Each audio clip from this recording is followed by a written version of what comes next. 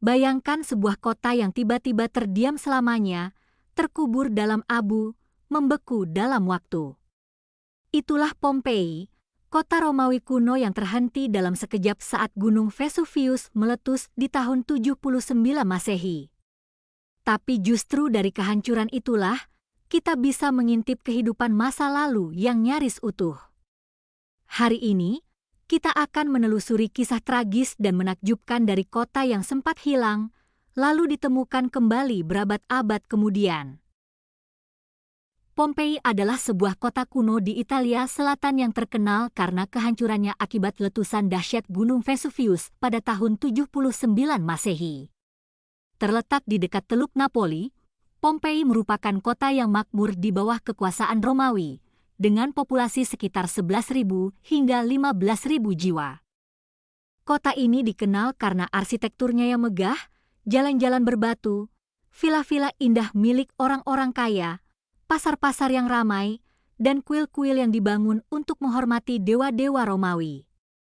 Namun, pada tanggal 24 Agustus 79 Masehi, Gunung Vesuvius yang tampaknya tenang tiba-tiba meletus dengan kekuatan yang luar biasa. Letusan ini memuntahkan awan panas, abu vulkanik, dan batu apung ke atmosfer yang kemudian turun dan menimbun kota dalam waktu singkat. Sebagian besar penduduk tidak sempat melarikan diri dan tewas seketika karena suhu yang sangat tinggi atau tertimbun material vulkanik. Abu yang menutupi Pompei secara tak sengaja telah mengawetkan kota ini dengan sangat baik, termasuk bangunan, lukisan dinding, fresko, mozaik, serta sisa-sisa manusia yang meninggalkan cetakan tubuh mereka di abu yang mengeras. Kota ini baru ditemukan kembali secara tidak sengaja pada akhir abad ke-16, tetapi penggalian arkeologi serius baru dimulai pada abad ke-18. Sejak saat itu, Pompei menjadi situs penting yang memberikan wawasan luar biasa tentang kehidupan sehari-hari di Kekaisaran Romawi. Kota yang terkubur ini kini merupakan salah satu situs arkeologi paling terkenal dan dikunjungi di dunia, dan menjadi pengingat tragis akan kekuatan alam yang luar biasa dan kehidupan masa lalu yang pernah berjaya di bawah bayang-bayang gunung berapi.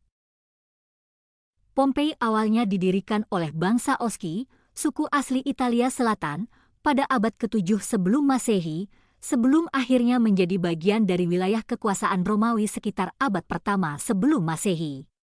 Letaknya yang strategis di dekat pantai dan berada pada jalur perdagangan penting menjadikan Pompei sebagai kota yang berkembang pesat dalam bidang ekonomi dan sosial.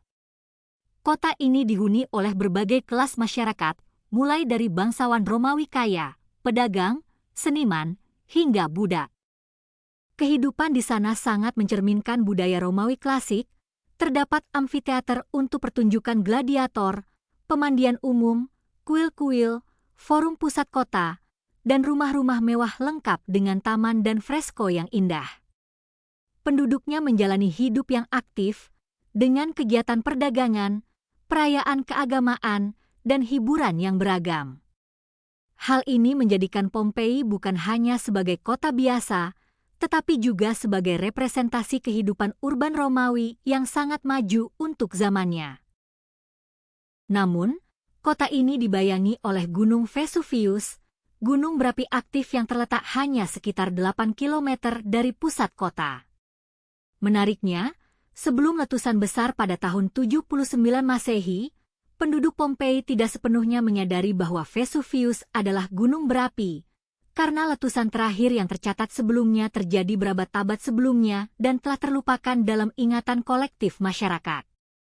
Ketika letusan mulai terjadi pada pagi hari tanggal 24 Agustus, langit gelap gulita karena tertutup awan abu dan batu apung. Ledakan eksplosif dan semburan material vulkanik menghujani kota dengan deras.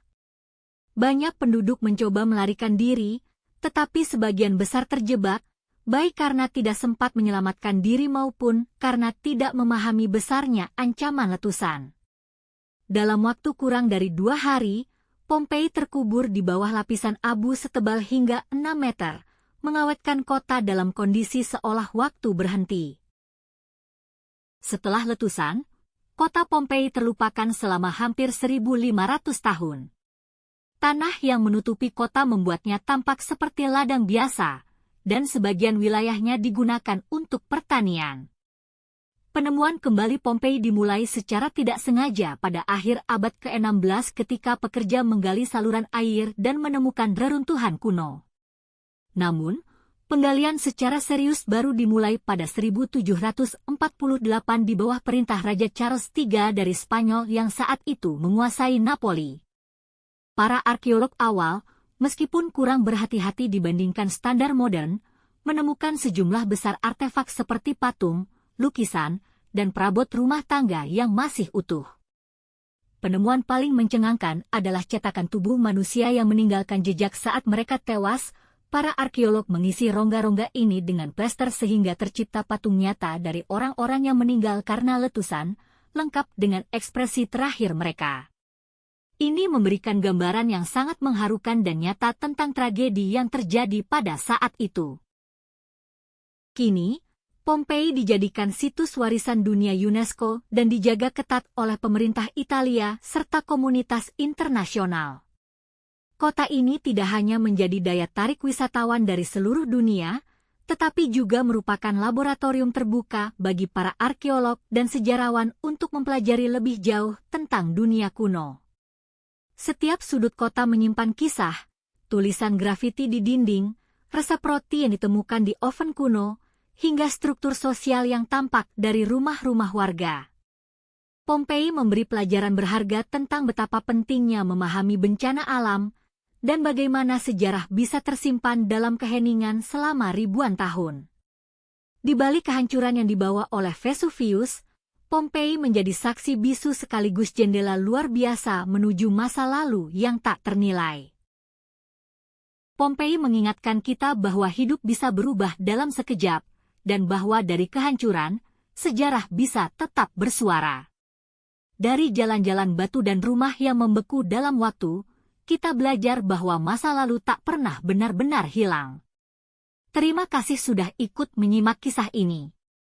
Kalau kamu suka bahasan sejarah seperti ini, jangan lupa like, komentar, dan subscribe. Sampai jumpa di video berikutnya.